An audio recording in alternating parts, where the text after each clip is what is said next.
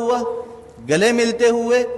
اور کھانسی نزلے زکام والے کو نماز میں کھڑے ہوا دیکھا، نماز یہاں سے چھوڑ کر مسجد سے اس کو میں باہر نکال کر پھر نماز پڑھاؤں گا، ورنہ نماز نہیں پڑھاؤں گا۔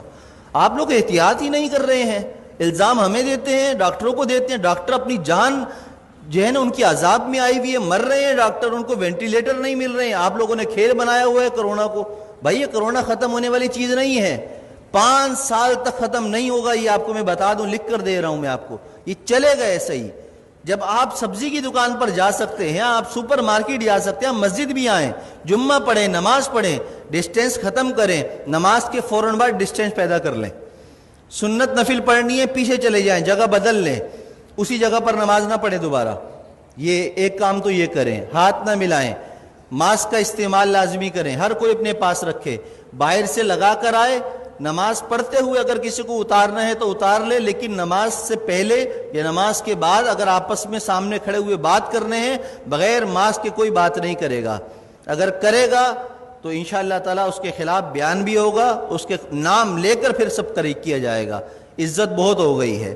آپ لوگوں نے مجھے بے عزت کر کر کے تنگ کر کے رکھ دیا ہے، اب نہیں، اب میں آپ کو بے عزت نہیں کروں گا، اب میں آپ کو سکھاؤں گا دین پر عمل کیسے ہوتا ہے، اور یہ حکومتی احکامات پر عمل کیسے ہوتا ہے، یہ ہمیں بھی آتا ہے کرانا۔ اور اگر اب میرے خلاف کسی نمازی یا کسی نے بھی کوئی درخواست یا کوئی ایسی حرکت کرنے کی کوشش کی تو میں نے وکیل سے بات کر لی ہے، پورے خاندان کو انشاءاللہ تعالیٰ اور کی نسلوں کو تڑپاؤں گا، قانون بھی استعمال کروں گا اور وظیفے پڑھ کر اس کی نسل کے لیے بد دعائیں بھی کروں گا، اس لیے کہ میں بہت تنگ آ چکا ہوں آپ لوگوں کی ان حرکتوں کی وجہ سے۔ 3 مہینے ہو گئے مجھے برداشت کرتے ہوئے، بد احتیاطی ختم کرنے کا نام کوئی نہیں لے رہا، بس ٹائم پر ٹک ٹک ٹک ٹک اذان، ٹک ٹک ٹک ٹک اذان۔ ابے پرہیز تو کرو،